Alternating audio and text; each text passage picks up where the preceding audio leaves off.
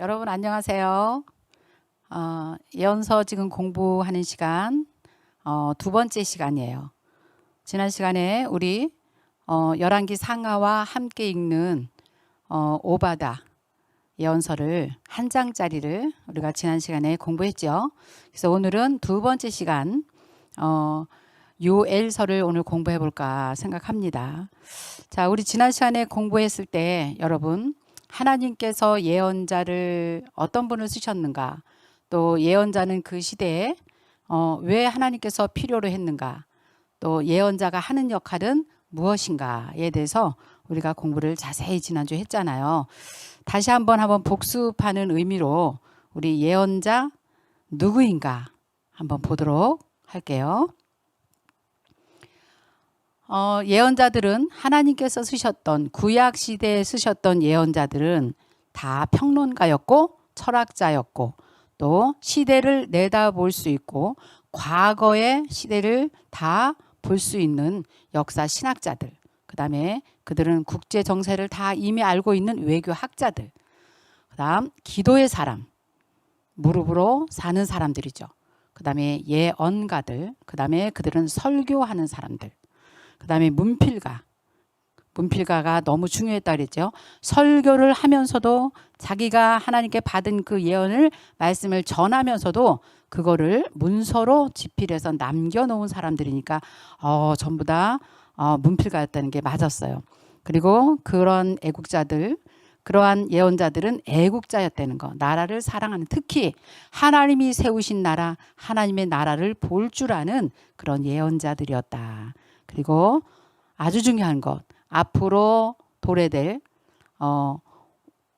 영원한 나라, 하나님의 나라, 천국을 예비하는 사람들이 예언자들이었다 이랬어요. 우리가 이것을 굉장히 중요하게 생각했어요. 왜냐 그러면 요즘 우리가 생각하는 그런 예언은 쉽게 기도하고 예배에 참석하고 집회하고 몇 시간씩 방언한다고 하나님이 예언을 그 사람한테 부어주는 것이 절대 아니거든요. 예언은 깊이 하나님의 나라를 묵상하고 하나님의 말씀을 생각하고 고뇌하고 하나님께서 이미 내놓은 모세를 통해서 내놓은 모세오경과 그 다음에 수많은 사람을 통해서 1600년 동안 40여 명의 저자들을 통해서 하나님께서 하나님의 나라를 우리에게 볼 수 있도록 내준 성경, 이 성경을 통달한 사람들을 위해서 하나님께서 예언을 주시는 것을 우리가 알 수 있어요. 단순하게 기도만 하고 집회에 집회에 참석하고 그리고 하나님께 뭔가를 계속해서 빌고 구한다고 해서 하나님이 예언을 주시는 게 아니라 이 말이죠. 그렇죠? 그래서 저는 성경 전체가 너무너무 중요하지만 그중에서 이 시대에 정말 필요한 것이 뭔가 기도하는 중에 예언서를 우리가 공부해야 되겠다는 생각을 가졌죠. 자, 그래서 지난 시간에 우리가 예언서를 공부했어요. 그런데 예언서를 따로 예언서만 하나 딱 본다고 예언서가 읽어지는 건 아니다 그랬죠. 성경에는 역사서가 있고 시가서가 있고 그다음에 예언서가 있다 그랬어요. 근데 역사가 흘러가는 그 역사를 우리가 완전히 볼 수 있어야 그 시대에 발생된 그 예언서를 읽을 수 있다. 지난 시간에 제가 여러 번 말씀을 드렸어요. 여러 번 말씀을 드려도 계속 우리가 들어야 될 것 같아요. 계속 들으면 아하, 그렇구나. 하나님의 말씀이 우리가 한 번 듣고 있는 것이 아니라 계속 들을 때 그것이 또 묵상이 되어지고 우리 머릿속에 우리 영혼에 남게 되죠. 계속 제가 이 말을 할 겁니다. 그래서 오늘도 이제 요엘서 공부지만 사실은 요엘서가 나오게 된 배경이 있어요. 그리고 그 시대에 하나님께서 왜 요엘이라는 사람을 들어서 하나님의 그 강력한 아주 무서운 말씀드리거든요. 지난주 우리가 오바다를 봤을 때는 오바다는 에돔 너네 그러면 망한다. 에돔 너네 내가 심판할 거야. 왜냐하면 그 유다 이스라엘 내가 사랑하는 나라야. 그 나라는 내가 축복할 것이야. 내가 지켜줄 것이야. 그러나 에돔 너네는 망한다. 그 내용이 간단한 내용이었어요. 근데 오늘 요엘서는 굉장히 하나님의 그 심판에 대한 경고가 굉장히 많이 들어있어요. 자, 그렇다면 그 요엘서 하나만 딱 들어서 우리가 성경을 본다고 생각해 보세요. 그게 무슨 내용인지 몰라요. 그러니까 그냥 글씨로만 읽게 되죠. 그래서 우리는 반드시 예언서 한 권 한 권 읽을 때 그때 당시에 열왕기 상하에 나와 있는 시대적인 배경을 먼저 우리가 알아야 된다 그랬어요. 여러분 그렇게 생각하십니까? 네, 아주 생소하죠. 우리가 예언서 그냥 하나하나 따로따로는 공부를 여러분들 많이 했을 거예요. 그리고 목사님들이 설교를 통해서도 예언서에 대한 말씀을 많이 들었을 거예요. 근데 그 예언서가 나올 때 그 배경은 어디에 있나?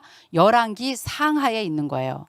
그래서 열왕기 상하를 제가 여러분들과 함께 쉽게 이렇게 공부하면서 거기에 예언서를 이렇게 끼워서 읽는 것을 지금 하는 중이거든요, 여러분. 자, 그런데 오늘은 지난주에 우리가 본 것은 열왕기 하예요.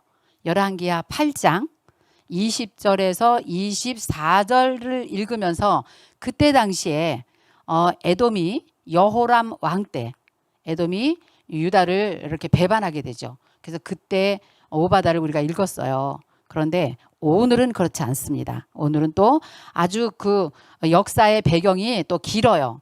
길고 또 어려운 데를 우리가 한번 오늘 짚고 넘어가야 돼요. 그래서 요엘서를 읽어야 된단 말이죠. 자, 우리 요거 한번 지난 시간에 했던 건데 기억나세요? 열왕기 상하를 물고기 그림으로 볼 줄 알자 그랬어요. 열왕기 상하 전체 내용은 어렵지 않아요.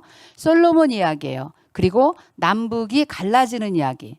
그 다음에 북방 이스라엘 아주 악한 왕 아하 왕의 이야기고 그 아합의 가문의 이야기가 계속 흘러내려가요. 가문이에요. 아합의 자녀들 그 뒤에 왕들의 이야기가 아합의 길로 가는 왕들의 이야기가 열왕기 하 15장까지 가요.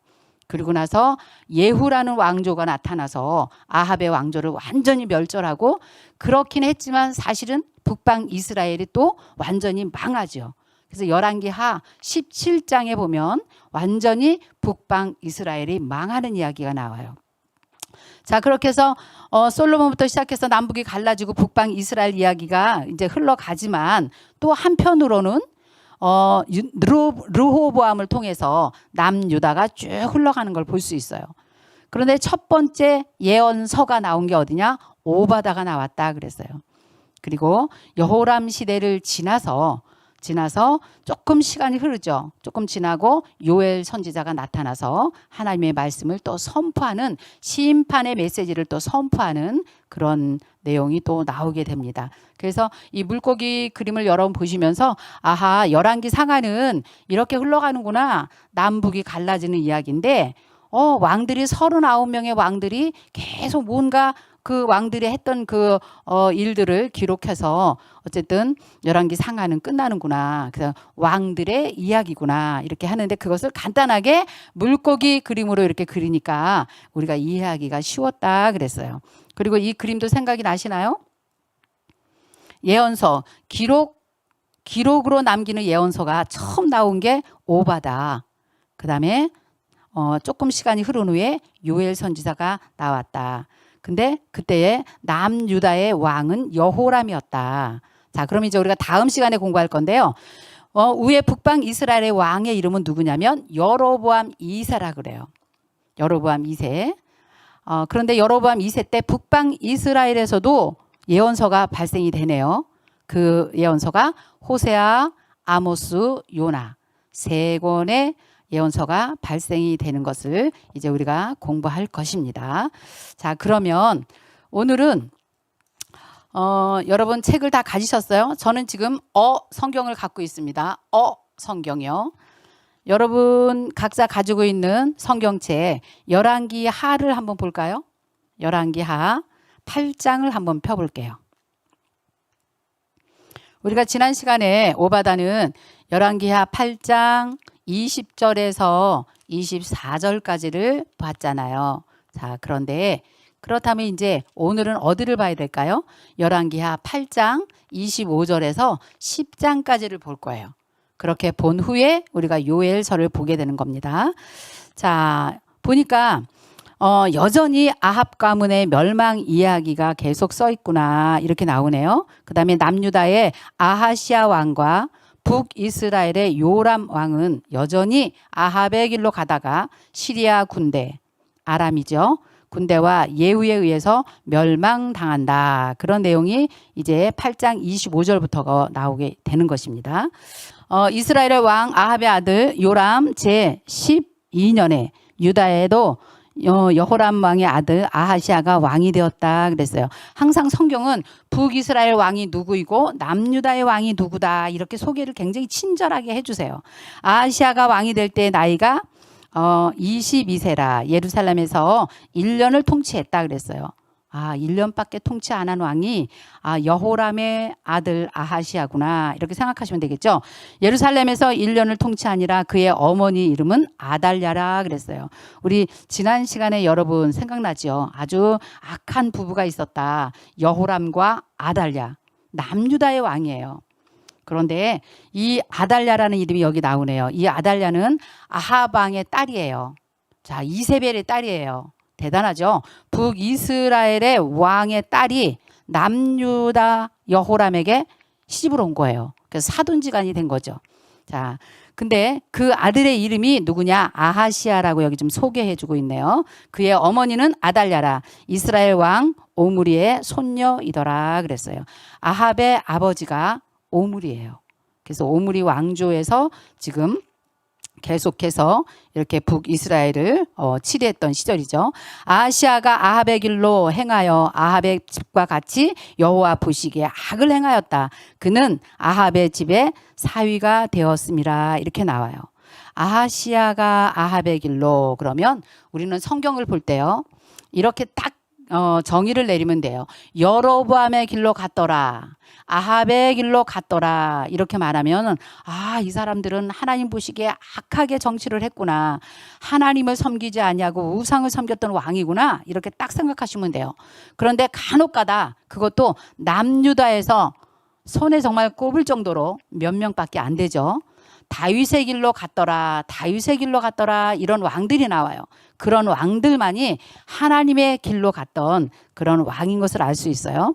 자, 남유다의 왕인데도 아합의 길로 갔다. 굉장히 하나님 보시기에 아주 악하게 치리했었구나.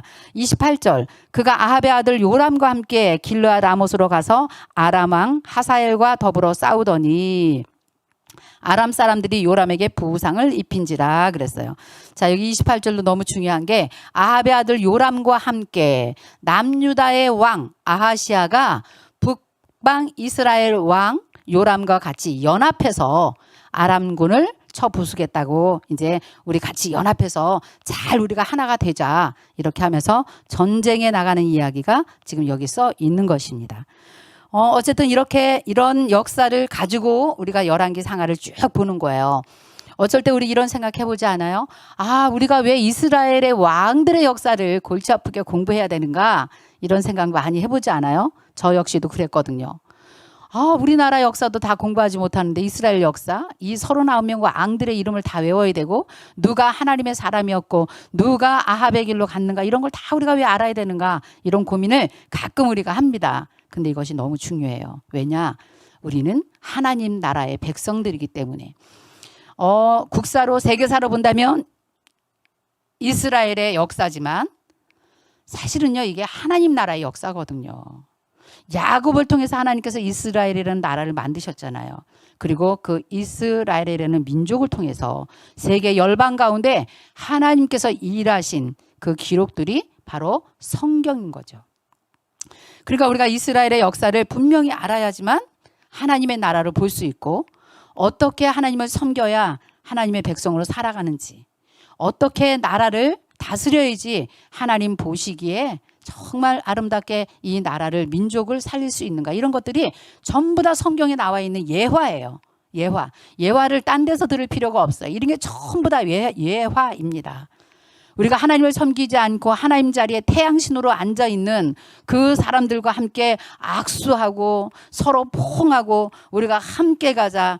이것은 성경을 보니까 절대 아니에요. 하나님께서 용납하지 않으세요. 아합의 길로 가는 왕, 여로보암의 길로 가는 왕들과 손을 잡고 연합하자는 것은 성경 전체가 말하고 있어요. 우리에게 지금 예화를 들어주고 있는 것이에요.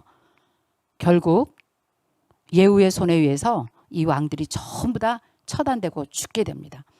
이렇게 우리가 하나님의 길로 가지 않고 아합의 길로 가는 왕들과 손잡고 연합하고 갈 때 하나님은 또 다른 왕을 들어서 그 왕들을 처단시키는 것이 성경이거든요. 우리가 성경을 바로 알기만 해도 바로 읽기만 해도 아하, 하나님께서는 이걸 원하지 않구나. 하나님의 방법은 이것이 아니구나. 이런 것을 우리가 알 수 있는데요. 이런 것들을 잘 모르고 우리가 신앙생활 하시는 분들이 너무 많은 것 같아요. 자, 그래서 9장을 또 이제 볼게요. 선지자 엘리사가 선지자의 제자 중 하나를 불러서 너는 허리를 동이고 그 기름병을 손에 가지고 길리앗 라못으로 가라 그래요. 엘리사가 제자에게 기름병을 주면서 길르앗 라못으로 가라 그래요. 거기에 가면 누가 있냐? nim시의 손자 여호사밧의 아들 예후가 있다는 거예요. 그 예후를 찾아라.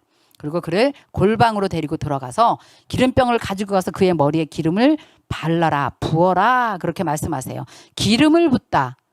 자, 기름을 붓다는 뜻이 굉장히 중요합니다. 구약에서 기름을 붓는 것은요, 왕이나 선지자에게 기름을 부어요. 자, 그러니까 예후에게 기름을 붓는다는 거는 예후가 왕이 된다는 것을 지금 알고 있는 거예요. 알고 있는 거예요. 자, 기름을 붓습니다. 그리고 나서 예후가 5절 볼게요. 그가 이르되 보니 군대 장관들이 앉아 있는데 소년이 이르되 장관이여 내가 당신에게 할 말이 있습니다. 예후가 이르되 우리 모든 사람 중에 누구를 말하는 것이냐 이렇게 물어봐요. 그러니까 당신입니다. 자, 그러면서 그 예후에게 그 6절에 보니까 청년이 그의 머리에 기름을 부었다 그랬어요. 그리고 이렇게 말합니다. 당신은 이스라엘 하나님 여호와의 말씀이 내가 내게 기름을 부어 여호와의 백성 곧 이스라엘 왕으로 삼노라 이 말을 지금 전하고 있는 것입니다. 7절 너는 내 주 아합의 집을 치라는 거예요. 자, 예후가 기름을 부었어요. 왕이 된 다음에 할 사명이 있는데 그 사명이 뭐냐? 아합의 집을 치라는 거예요. 지금 여기까지 우리가 지금 물고기 그림 아까 잠깐 봤잖아요. 물고기 그림 봤을 때 열왕기상 15장부터 열왕기하 17장까지 지금 우리가 보면요. 이 긴 세월 동안에 계속 누구의 영향을 받았냐? 아합의 영향을 받은 거예요. 아합의 영향을 받았어요. 하나님께 악하게 했어요. 하나님을 무척 힘들게 하셨어요. 이제부터 하나님께서 이 나라를 정말 멸망시킬 수밖에 없는 이런 상황까지 막 올 수 있는 것은 아합의 길로 갔기 때문에 그렇습니다. 그런데 지금 예후에게 기름을 부어라 하는 것은 뭐예요? 이제 너가 사명이 있다는 거예요. 그 사명이 뭐냐? 아합의 집을 치라는 거예요. 굉장히 중요한 지금 예언이 지금 이루어지고 있습니다. 여러분 조금 이따 제가 말씀해 드릴게요. 지금 이 9장에 있는 내용이 열왕기 상 17장, 18장, 19장에 나오는 엘리야에게 하나님께서 예언을 주셨거든요. 근데 그 예언이 지금 이루어지고 있는 상황이에요. 대단한 거죠. 예후에게 기름을 붓고 너는 아합의 집을 치라. 내가 너의 종 곧 선지자들의 피와 여호와 종들의 피를 이세벨에게 내가 갚아주리라 그래요. 그리고 8절 보니까 그 아합의 집에 있는 모든 남자를 다 내가 멸절할 것이다. 그 예언들이 이제 이루어질 것이에요. 그리고 그 아합의 집의 모든 사람들이 전부 다 개들이 이세벨을 먹으리라. 아합의 아내가 이세벨이잖아요. 그 이세벨도 이세벨의 피를 개들이 핥을 것이다. 막 이런 것까지 지금 말하고 있죠. 10절에 보니까 이스라엘 지방에서 개들이 이세벨을 먹으리니 그를 장사하는 사람이 없을 것이다. 그냥 길가에 나뒹굴어서 죽을 것이다. 그냥 개들이 와서 핥을 것이다. 이런 것을 이제 예후를 통해서 하나님께서 예언을 이루어 줄 거예요. 그리고 곧 문을 열고 도망하니라 그랬어요. 그래서 13절에 보니까 무리가 그 주변에 있던 모든 무리가 각각 자기의 옷을 급히 가져다가 섬돌 위 곧 예후의 밑에 깔고 나팔을 불고 이르되 예후는 왕이라 하니라 그래요. 그러니까 모든 사람들이 자기의 옷을 다 걷고 나팔을 불면서 이제 기름 부은 예후를 왕으로 추대하는 그런 것을 볼 수 있어요. 지금으로 말하면 대관식 같은 거예요. 그렇죠? 왕으로 인정한다는 거예요. 자, 그 다음에 이제 14절도 보면요. 그 후에 보면 예후를 통해서 이 아합 왕의 가문이 다 멸절돼요. 다 죽임을 당해요. 이세벨도 마찬가지입니다. 그런 것들이 쭉 나오는 것을 볼 수 있어요. 자, 22절 볼게요. 9장 22절. 요람이 예후를 보고 이르되, 요람 이스라엘 왕이에요. 이스라엘 왕, 북이스라엘 왕이 예후를 보고 이렇게 말해요. 예후야, 너가 평안하냐 하니 대답하되, 내 어머니 이세벨의 음행과 술수가 이렇게 많은데 내가 어떻게 평안할 수 있냐, 이렇게 말해요. 그 말을 던진 후에 23절 보니까 요람이 막 도망갑니다. 그런데 24절에 예후가 힘을 다해서 활을 확 당겨가지고 그 요람을 죽이는 장면이 나오네요. 자, 그리고 어디에다 버립니까? 이스라엘 사람 나봇의 밭에다 그의 시체를 던져요. 여러분 생각나십니까? 나봇의 밭. 나봇의 밭도 어떻게 뺏은 줄 알죠? 이세벨이 악하게 해서 그 밭을 뺏었는데 거기다 던져버립니다. 자, 그런 이야기가 쭉 나오고요. 그 다음에 27절도 보면요. 유다의 왕은 그때 당시에 누구였냐면 아하시아가 유다의 왕이었어요. 유다의 왕이었는데 그것을 보고 아하시아도 정원의 정작길로 막 도망가는, 여러분 상상해 보세요. 막 도망갑니다. 예후가 그 뒤를 쫓아가네요. 그도 병거 가운데서 죽이라 하매 이블로암 가까운 구르비탈에서 친히 그가 무깃돌까지 도망하다 거기서 죽었다 그랬어요. 그러니까 이 아하시아도 남유다의 왕인데 1년밖에 왕을 하지 못하고 죽어요. 그 다음에 이 왕이 죽었다고 해가지고 그 이세벨의 딸 아달랴가 남유다의 혈통을 끊어버리는 그런 일들이 나오잖아요. 요아스 왕 하나만 남겨놓고 다 죽이는 일이 바로 이 사건 때문에 그래요. 아하시아가 죽었다고 해서 어떻게 자기 손자들을 다 죽일 수 있어요. 참 이 악한 사람들이 하는 행위는 대단합니다. 30절 보니까요. 이제 이세벨도 죽네요. 예후가 이스라엘에 오니 이세벨이 듣고 눈을 그리고 머리를 꾸미고 창에서 내다보다가 그래요. 자, 이때까지 이세벨이 정말 머리를 올리고 눈썹을 그리고 립스틱을 짙게 바르고 막 화장을 하고 있는 모습이 지금 30절이에요. 그런데 예후가 문을 확 열고 들어갑니다. 주인을 죽인 너 시므리여 평안하냐 이렇게 물어봐요. 예후가 얼굴을 들어 창을 향하고 이르되 내 편이 될 자가 누구냐 하니 누구냐 하니 두어 내시가 예후를 내다 보는지라 그랬어요. 자, 너 편이 될 사람이 누구냐 이렇게 할 때 거기에 있던 내시들이 예후를 다 쳐다본 거예요. 그리고 예후를 보는 순간에 누구를 집어 던지냐면요. 이세벨을 번쩍 들어서 창문으로 확 집어 던집니다. 그러니까 그의 피가 담과 말에 튀더라. 예후가 그의 시체를 그냥 밟았더라 그랬어요. 이 아하방의 가문이 이렇게 지금 정말 비참하게 죽어나가는 걸 볼 수 있어요. 이것은 이미 열왕기 상 18장 19장에 엘리야를 통해서 하나님께서 예언을 해줬던 이야기예요. 그것이 지금 여기 열왕기하 9장에서 지금 그 예언이 이루어지고 있는 것입니다. 예후가 들어가서 먹고 마시고 이르되 이 저주받은 여자를 찾아서 장사하라. 그는 왕의 딸이니 하면서 그냥 내다 버리는 겁니다. 자, 36절 볼게요. 돌아와서 전하니 예후가 이르되 이는 여호와께서 그 종 디셉 사람 엘리야를 통해서 말씀하신 바라 그래요. 맞죠? 엘리야를 통해서 이미 예언하신 일이다. 예후가 알고 있는 거예요. 자, 이스라엘 토지에서 개들이 이세벨의 살을 먹을지라 그랬어요. 그 다음에 10장에도 아합의 아들 70명이 사마리아에 있는데 여기도 예후를 통해서 아합의 남은 아들들 70명이 다 죽임을 당합니다. 자, 이런 내용이 열왕기 하에 있어요. 자, 이런 내용이 있을 때 우리가 이제 예언서를 보게 되는 건데요. 자, 이렇게 하면서 10장, 11장, 또 12장까지 이런 역사가 쭉 이렇게 흘러가게 이제 되어 있습니다. 자, 그렇다면 지금 여기 8장 25절부터 9장, 10장 이렇게 예언이 이루어지는 것은 어디서부터 흘러나온 거냐? 여러분 한번 열왕기상 17장을 한번 펴볼게요. 우리가 지금 예언서 공부를 하기 때문에 우리는 엘리야를 반드시 공부를 하고 넘어가야 됩니다.